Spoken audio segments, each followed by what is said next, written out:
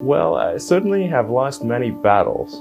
So far, I've not lost a war, but I've certainly lost many battles. Oh, yeah, more than I can count, probably. I don't really like risk for risk's sake or anything. And I do think that a lot of things are very risky with a low chance of success.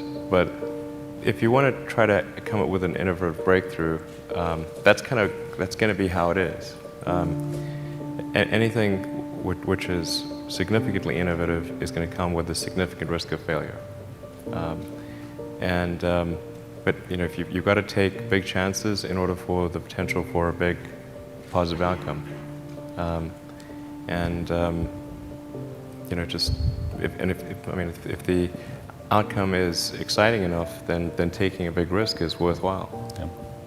It's really how I approach it. But then once executing down a path, I actually do my absolute best to reduce risk. You know, because or to improve another way of saying it, to improve the probability of success. Because when you try to do something that is very very risky, that you have to spend a lot of effort trying to reduce that risk as you embark down that path. I mean, when I started SpaceX, I thought the odds of success were very low. I thought we'd most likely fail, but I thought, well, we should give it a try. I mean, certainly there are times when things don't go well, and then that's quite dispiriting for sure.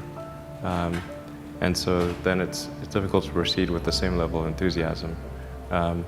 But I do think the things that we're doing are you know, pretty important to the future. And if we don't succeed, then you know, it's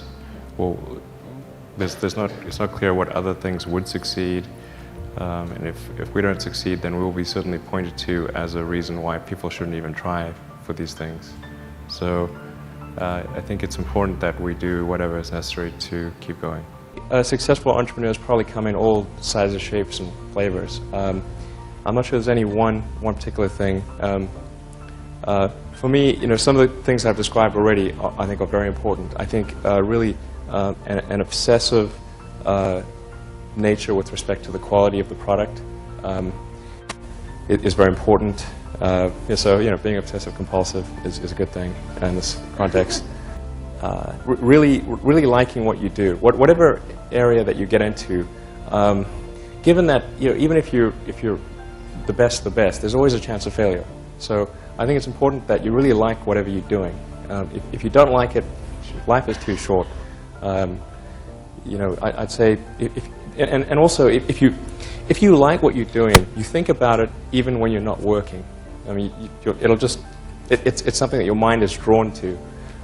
And if you don't like it, you just really can't make it work, I think. Well, I think it's important to have a very, to apply critical thinking to, this may sound trite, but to apply critical thinking to what one is doing. And by that I mean just the fundamentals of logic, you know, do you have the right axioms? Are they relevant, and are you making the right conclusions based on those axioms? That's the essence of critical thinking, and yet it is amazing how often people fail to do that. I think wishful thinking is innate in the human brain. You want things to be the way you wish them to be, and so you tend to filter information that you shouldn't filter. That's the most common flaw that I see.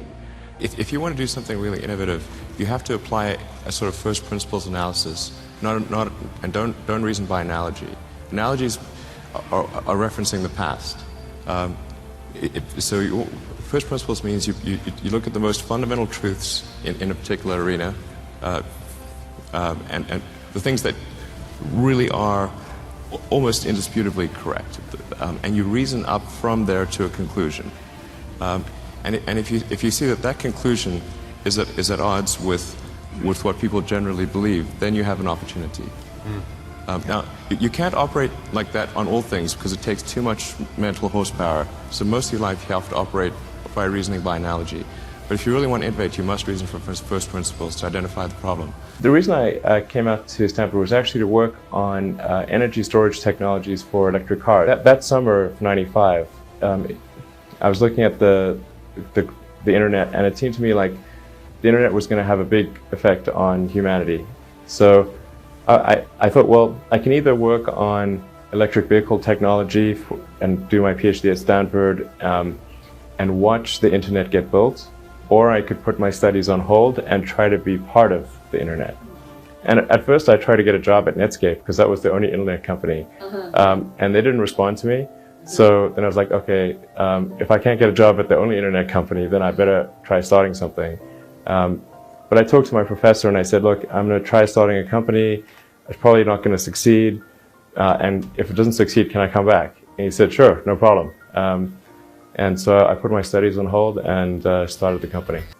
I mean, we had many, at Tesla we came many times close to bankruptcy. In fact, at the end of 2008, we were only a few days from bankruptcy. It was literally 2 days, or 3 days maybe.